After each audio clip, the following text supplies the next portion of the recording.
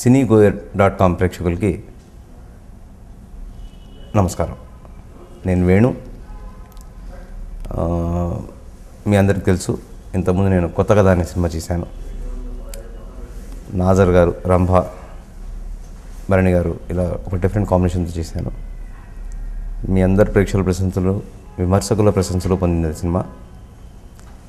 దాని తర్వాత ఇప్పుడు ఈరోజు చేస్తున్న సినిమా రేపు రిలీజ్, ఉసురు. Different genre cinema, horror, complete horror. First cinema thriller చేశాను, రెండో సినిమా హారర్ చేశాను. సాగర్ సంగమం సినిమా షూటింగ్ అవుతుంది. ఎన్ని ఇయర్స్ అయిందన్నది రఫ్గా లెక్కలేదు. రఫ్లీ అరౌండ్ 27 ఇయర్స్. 27 ఏళ్ల క్రితం ఎవరో చెప్పారు అక్కడ నౌబత్ పార్క్ దగ్గర షూటింగ్ అవుతుంది, బిర్లా మందిర్ దగ్గర.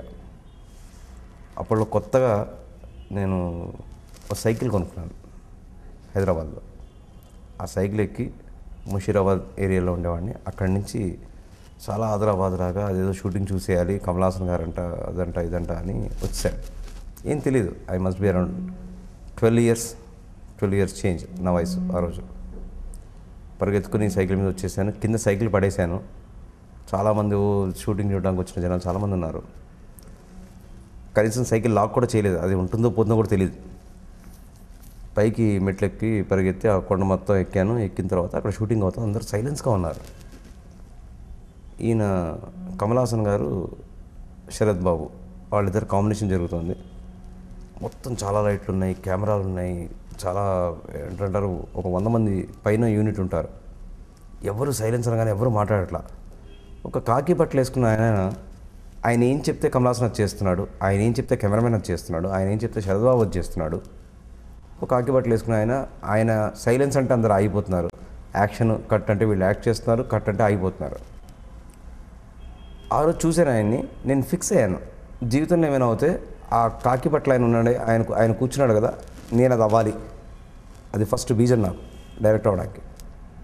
కె విశ్వనాథ్ గారు, ద గ్రేట్ డైరెక్టర్. అది ఇన్స్పిరేషన్గా తీసుకుని నేను తర్వాత ట్రై చేస్తూ ఉన్నాను. ఐఎమ్ ఏ రెగ్యులర్ పెయింటర్, మంచి పెయింటర్ నేను. ఏంటంటే గిన్నిస్ బుక్ ఆఫ్ వరల్డ్ రికార్డ్స్కి కూడా నా పెయింటింగ్స్ వెళ్ళాయి, అప్రూవల్స్ వచ్చాయి నాకు అక్కడి నుంచి. కార్టూనిస్ట్గా కెరీర్ స్టార్ట్ చేసి పెయింటర్గా కంటిన్యూ అయ్యి కొన్ని 100 ఎగ్జిబిషన్స్ చేశాను నేను. Srujana art gallery, New Delhi, the most famous in India. దాంట్లో కూడా ఎంఎఫ్ హుసేన్ గారు, బిఎన్ రాయ్ ఇలాంటి పెద్ద పెద్ద వాళ్ళ పెయింటింగ్స్తో పాటు నా పెయింటింగ్స్ కూడా డిస్ప్లేలో ఉండేవి. ఆ కెరియర్ నుంచి నా పెయింటింగ్స్, నేనైతే ఆర్ట్ చేయగలుగుతాను, ఏదైతే బొమ్మలు చేయగలుగుతానో అవి కదలాలి అన్న ఒకటి లోపల ఉండింది. ఎప్పుడో బీజం ఎప్పుడో పడింది. అక్కడి నుంచి స్టార్ట్ చేస్తే చాలా బ్యూటిఫుల్గా నాకు ఆర్టిస్ట్ని కాబట్టి అడ్వర్టైజ్మెంట్ ఫీల్డ్లో దాంట్లో ఇవి వచ్చేవి. ఏంటంటారు స్టోరీ బోర్డింగ్ వర్క్ అంటారు. ఒక యాడ్ తీయాలంటే దానికి ఇన్ని స్టోరీ బోర్డింగ్ అని వర్క్ చేసేవాళ్ళు. కొన్ని సినిమాలకి, కొన్ని వాటికి. అశుతోష్ గౌరీకర్ లాంటి గొప్ప డైరెక్టర్, లగాన్ తీసిన ఆయన చేసిన కొన్ని వర్క్స్ నేను ఇవన్నీ చేశాను. ఇవి స్టోరీ బోర్డింగ్ వర్క్ చేశాను, పెయింటింగ్స్ చేశాను.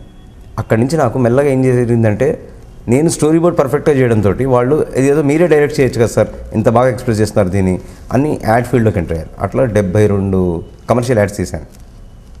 72 కమర్షియల్ యాడ్స్ తీసిన తర్వాత దెన్ ఐ డిసైడెడ్, నేను దీనికోసం పుట్టాను, డైరెక్టర్ అవ్వడం కోసమే నేనున్నాను అన్న ఫీలింగ్ వచ్చింది స్ట్రాంగ్గా. అప్పుడు ఐ స్టార్టెడ్ వ్యూయింగ్ సినిమాస్. ఎట్లా చూసేవాడిని అంటే, దాదాపు నేను 3000 సినిమాలు చూశాను. It will be very funny. 8 ఏళ్ళు పట్టింది నాకు. నేను డైరెక్టర్ అవుదామని డిసైడ్ అయిన తర్వాత it took 8 years for me. ఎన్ని సినిమాలు వీలైతే అన్ని, ప్రతి సినిమాని చూసేవాడిని. దాంట్లో 1200 సినిమాలు నేను రైట్ బ్యాక్ చేశాను. రైట్ బ్యాక్ అంటే ఈ సినిమా ఇలా వచ్చింది, ఇది సక్సెస్ అయింది, దీనికి కారణం ఏముంటుంది అని మొత్తం 1 లైన్ రాసేవాడిని. 1 లైన్ స్థాయిలో వాళ్ళు ఏమనుకుని ఉంటారు, ఈ సినిమా ఇలా రావడానికి కారణం ఏంటి, దీనికి ఏ రకమైన మ్యూజిక్ తోడైందా ఈ సినిమా హిట్కి, దీనికి ఆర్టిస్ట్ తోడయ్యాడా, లేకపోతే దీనికి ఒక పబ్లిసిటీ హైప్ తోడైందా, ఏం చేస్తే ఈ సినిమా ఇలా హిట్ అయింది అని నేను ఒక 1200 సినిమాలు స్టడీ చేశాను. సరే, ఎప్పుడైనా వీలుంటే మీ అందరు కూడా ప్రజెంట్ చేస్తాను. ఒక 10 బస్తాల స్క్రిప్ట్స్ ఉంటాయి, అంటే ఒక 10 బస్తాల తెల్ల కాగితాలు ఉంటాయి. నేను అట్లా రాసుకున్న హోంవర్క్. దెన్ ఎవరి దగ్గర పనిచేసే అవకాశం నాకు వచ్చింది. పెద్ద వంశీ గారి దగ్గర పనిచేసే అవకాశం వచ్చింది నాకు. తర్వాత అట్లా 2-3 మంచి ఫ్రెండ్స్ కృష్ణవంశీ గారి దగ్గర చేసే అవకాశం వచ్చింది.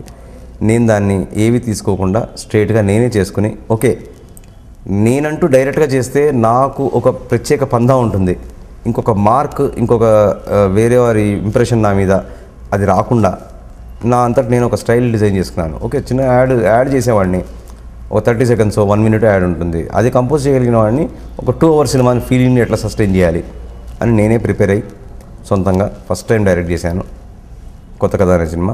దాని తర్వాత మీరు చూస్తూనే ఉన్నారు. Now this my second movie. Of course దీన్ని తమిళ్ కూడా రీమేక్ చేసాం. ఆ లెక్కను చూసుకుంటే 3 మూవీస్ కింద, సబ్జెక్ట్ వైజ్ 2 మూవీస్ కింద లెక్క నాకు. That is my age. So I'm a very small boy in the industry, just having 2 movies in my credit.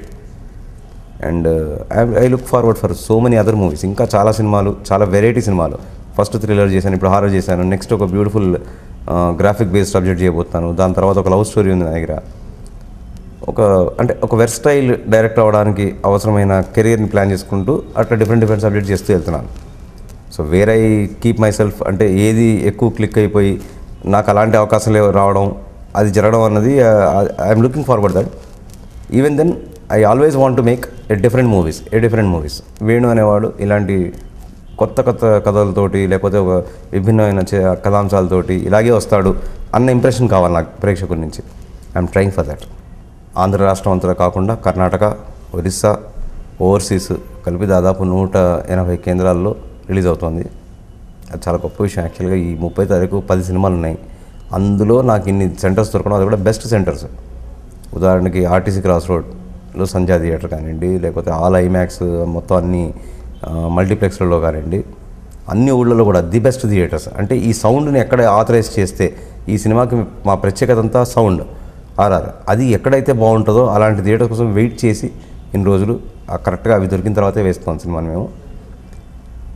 పర్టికులర్గా ఈ రికార్డింగ్ ఏదైతే చేశామో, the highest digital data ever produced for a single film in the entire film history of the world. ప్రపంచ సినీ చరిత్రలోనే ఇంత digital డేటాని, ఒక సినిమాకి ఇంత డిజిటల్ డేటాని, ఇంత ఆర్ఆర్ని, ఇన్ని మల్టిపుల్ ట్రాక్స్ని ప్రొవైడ్ చేయడం అనేది ఇప్పటివరకు జరగలేదు. దాన్ని మేము గిన్నిస్ వారి అప్రూవల్ కోసం కూడా పంపించాం. దాదాపు 400 మంది టెక్నీషియన్స్ 3.5 నెలలు కష్టపడి అంత బ్యూటిఫుల్ ఆర్ఆర్ని ప్రజెంట్ చేయడం జరిగింది. సో దాన్ని జనాలకి కరెక్ట్గా వినిపించే మంచి థియేటర్స్లో దాన్ని మేము ఆథరైజ్ చేసాం. So please I request everybody to go to the theatres. అందరూ థియేటర్కి వెళ్ళి ఆ బ్యూటిఫుల్ ఫీల్ని ఎంజాయ్ చేయండి. లెస్ దెన్ 20 హర్ట్స్ ఇప్పటివరకు ఎవరు రికార్డ్ చేయడము జరగలేదు, ప్రజెంట్ చేయడము జరగలేదు. లెస్ దెన్ 20 హర్ట్స్ సౌండ్స్ని కూడా మేము దాంట్లో పెట్టాం. టెక్నికల్ లాంగ్వేజ్లో చెప్పాలంటే, మామూలు లాంగ్వేజ్లో చెప్పుకోవాలంటే, అటువంటి శబ్దం ఇంతకుముందు విని ఉండరు అని కాన్ఫిడెంట్గా చెప్పగలను. అటువంటి శబ్దం, ఆ భయానకమైన ఫీల్ ఏదైతే కలిగిస్తుందో అటువంటి శబ్దం ఇంతకుముందు విని ఉండరు ఎవరు ప్రేక్షకులు కూడా. సో దాన్ని చూసి ఎంజాయ్ చేయండి. దాన్ని తప్పకుండా థియేటర్లోనే చూడండి. పైరేటెడ్ సిడీస్లో కానీ లేకపోతే నెట్లో డౌన్లోడ్ అయిపోయింది కానీ ఇలాంటివి చూడకండి. ఎందుకంటే దాంట్లో మీరు ఈ ఫీల్ మిస్ అవుతారు. రియల్గా నా ప్రేక్షకులందరూ నా సినిమా చూసి ఎంజాయ్ చేయాలనే ఉంటుంది. అది పైరేట్ అయినా, టీవీలో అయినా, ఎక్కడైనా చూస్తే బాగానే ఉంటుంది అనిపిస్తుంది నాకు. బట్ వేరే థియేటర్లో చూస్తే వచ్చే ఆ ఆనందం, ఆ ఫీల్, ఆ థ్రిల్ వీటిలో రాదు. So please don't encourage piracy. See my cinema in theatres. ఉసురు అంటే ప్రాణం అని అర్థం.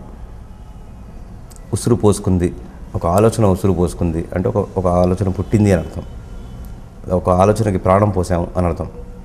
పెద్దవాళ్ళు మనల్ని దీవిస్తారు. నా ఉసురు కూడా పోసుకుని బతుకు నాయన, నా ఉసురు పోసుకుని బతుకు తల్లి అని దీవిస్తారు. అలాగే ఎవరికైనా ద్రోహం చేస్తే నా ఉసురు తగులుతుంది వాడికి అని తిట్టుకుంటాం. ఇది చాలా కామన్ వర్డ్. సినిమాకి ఇప్పటి వరకు మన దగ్గర తెలుగులో రిలీజ్ అయిన ఆల్మోస్ట్ 32,000 చిత్రాలు ఉంటాయి రఫ్లీ. అన్ని సినిమాలు కూడా ఎవ్వరూ ఎప్పుడు ఉపయోగించని title. It is not a repeat title and pure Telugu title. చక్కటి తెలుగు టైటిల్ మనం ఉసురు అని పెట్టింది. దెయ్యాలున్నాయి నిజం అనేది ఉపశీర్షిక దానికి. ఆ టైటిల్లోనే మొత్తం కథ చెప్తున్నాను నేను. ఎవరికైనా సరే అన్యాయంగా ద్రోహం చేసి వాళ్ళని నిష్కారణంగా వాళ్ళకి ఏదైనా అన్యాయం చేస్తే ఆ బాధితుల ఉసురు అది చేసిన వాళ్ళకి, అన్యాయం చేసిన వాళ్ళకి తప్పకుండా తగిలి తీరుతుంది అన్నది మెయిన్ కథాంశం. సో సినిమాలో ఏదైతే చెప్పానో, ఈ ఒక్క డైలాగులో ఏదైతే చెప్పానో, ఇదే సినిమా, ఇదే ఉసురు సినిమా.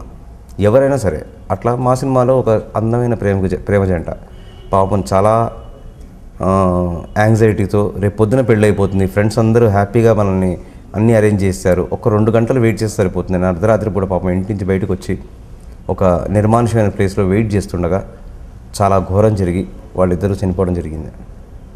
ఆ ఘోరానికి కారకులైన వాళ్ళ మీద వాళ్ళు ఎలా పగ తీర్చుకున్నారు, వాళ్ళ ప్రేమను ఎలా బయట పెట్టుకున్నారు. అయ్యో రేపు పొద్దున పెళ్ళి అవుతే ఎంత బాగుండేది, బంగారం లాంటి జీవితం నాశనం అయిపోయింది అన్న బాధను వ్యక్తం చేయడం. ఫస్ట్ టైం ఎవరు కూడా దాన్ని ఏమంటారు, ఒక హారర్ సినిమాని ప్రేమతో బ్లెండ్ చేయడం అన్నది ఇప్పటివరకు జరగల.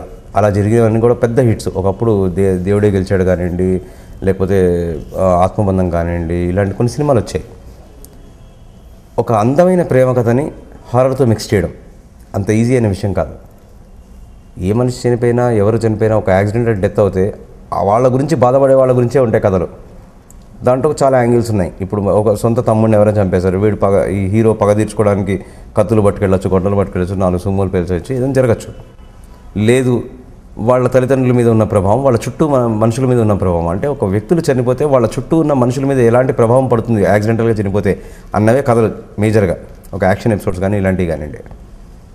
నేను దీంట్లో ఏంటంటే అసలు అది చూపించకుండా చనిపోయిన తర్వాత ఆ చనిపోయిన వాళ్ళ పరిస్థితి ఏంటి, ఆ రోజు వరకు ఉన్న ఆశలు సమాధి అయిపోతాయా, ఆ రోజు వరకు ఉన్న కళలు మాయమైపోతాయా, ఆ రోజు వరకు పెట్టుకున్న ఎంటైర్ మెమరీ ఏమైపోతుంది అదంతా. కేవలం మనిషి చనిపోయినంత మాత్రాన అవన్నీ వెళ్ళిపోతాయా, లేదా వాటికి ఏదైనా రూపం కలిగితే, వాటికి ఏమైనా రూపం దొరికితే దాని ద్వారా మళ్ళీ అవి చెప్పగలుగుతాయా అన్నది మెయిన్ కథాంశంగా. ఆ చనిపోయిన ఆత్మలు ఈ బతుకున్న హీరో హీరోయిన్ల మీద వాళ్ళ ద్వారా వాళ్ళు ఏం చెప్పదలుచుకున్నాయి, ఎలా చెప్పాయి అన్నది గ్రాఫిక్స్ వైజ్ కానివ్వండి, మా కెమెరామెన్ రవికుమార్ నీర్లా ఆయన యొక్క గొప్పతనంతో కానివ్వండి, మా జయకుమార్ మా మ్యూజిక్ డైరెక్టర్ ఆయన గొప్పతనంతో కానివ్వండి, బ్యూటిఫుల్గా కన్వే చేయగలిగాం ఈ సినిమా గురించి.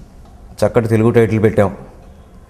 ఎవరో హిందీ హీరోయిన్నో ఎక్కడి నుంచో దిగుమతి చేసుకోవాల్సిన పని లేకుండా అచ్చ తెలుగు అమ్మాయి, బ్యూటిఫుల్గా పెర్ఫామ్ చేయగలిగిన అమ్మాయి మాధవిలత. మన రవి గారు ఆ అమ్మాయిని ఇంట్రడ్యూస్ చేశారు నచ్చావులే అనే సినిమాలో. That's a runaway hit, you all people know. ఆ తర్వాత నాకు సైన్ చేశారు. ఆ అమ్మాయి ఎంత బ్యూటిఫుల్గా చేసిందంటే, ఆ అమ్మాయి ఈ లేని దెయ్యాన్ని ఊహించుకుని భయపడడం, లేని దెయ్యాన్ని అంటే ఇప్పుడు నేను గ్రాఫిక్లో చేయొచ్చు నేను, కానీ ఆ అమ్మాయి యాక్ట్ చేసేటప్పుడు అక్కడ గ్రాఫిక్ ఉండదు. సో అక్కడ దెయ్యం ఉంది అని భావించి యాక్ట్ చేయడం అనేది అంత ఈజీ అయిన విషయం కాదు. చాలా బ్యూటిఫుల్గా పెర్ఫామ్ చేసింది. ఆ అమ్మాయికి అంతే సపోర్టివ్గా మా హీరో, వాళ్ళిద్దరి మధ్య బ్యూటిఫుల్ కెమిస్ట్రీ, అంటే వాళ్ళ కలర్ కాంబినేషన్ కానివ్వండి, వాళ్ళిద్దరు కలర్ హైట్ కానివ్వండి, ఇంకోటి కానివ్వండి, చాలా అందంగా కుదిరింది. అరే చక్కటి జంటే వీళ్ళిద్దరు చూస్తే అనిపించే అందంగా సెట్ అయింది. Even my hero has done a very beautiful performance. అంటే ఆ క్యారెక్టర్కి ఏం కావాలో పర్ఫెక్ట్గా చేశాడు. వీళ్ళిద్దరూ ఒక అసెట్ అయితే సినిమాలో ద మేజర్ అసెట్స్ మా విలన్స్. అంటే హారర్ మూవీ మనం చేస్తుంది, ఆ హారర్ మూవీని భయం ప్రజెంట్ చేయాలి మనుషులై ఉండి అనే పాయింట్కి వచ్చేసరికి ఒక పిచ్చివాడ క్యారెక్టర్ చేసిన మా కేవీ రావు గారు కానివ్వండి, మెయిన్ విలన్ చేసిన మా నరసింహన్ కానివ్వండి, లేదా వాచ్మెన్ క్యారెక్టర్ చేసిన రమేష్ కానివ్వండి ముంబై నుంచి, వీళ్ళందరూ నేషనల్ స్కూల్ ఆఫ్ డ్రామా ఇలాంటి ఏరియాస్ నుంచి వచ్చిన వాళ్ళండి, వెల్ ఎక్స్పీరియన్స్ థియేటర్ ఆర్టిస్టులు. వాళ్ళని తీసుకుని అది చేయించినప్పుడు బ్యూటిఫుల్గా పోషించారు. వెరీ లెస్ క్యారెక్టర్స్, ఒక 8 మంది మెయిన్ క్యారెక్టర్స్ తోటి సినిమా రన్ అయింది. ఆ 8 మంది మెయిన్ క్యారెక్టర్స్ ఎవరైతే ఉన్నారో అందరూ ప్రతి చోట ప్రతి దానికి న్యాయం చేశారండి. నాగమంది శివకామేశ్వరరావు గారు ఆ సినిమాలో మనకి మాస్టర్జీ క్యారెక్టర్ వేశారు. మీ అందరికీ తెలుసు ఆయన కామేశ్వరరావు గారు అంటే నచ్చావులో హీరోయిన్ ఫాదరు, ఆవకాయ బిర్యానీలో హీరోయిన్ ఫాదరు, అనుష్కకి నాగవల్లిలో హీరోయిన్ ఫాదరు. ఆయన జస్ట్ క్యారెక్టర్ ఆర్టిస్ట్ ఇంతకాలం, ఇప్పుడు మాత్రం ఒక డిఫరెంట్ స్టేచర్ ఉన్న క్యారెక్టర్ ఆయన చేసింది, చాలా బ్యూటిఫుల్గా చేశారు. I thank every one of my artist for giving such a great performance to our cinema.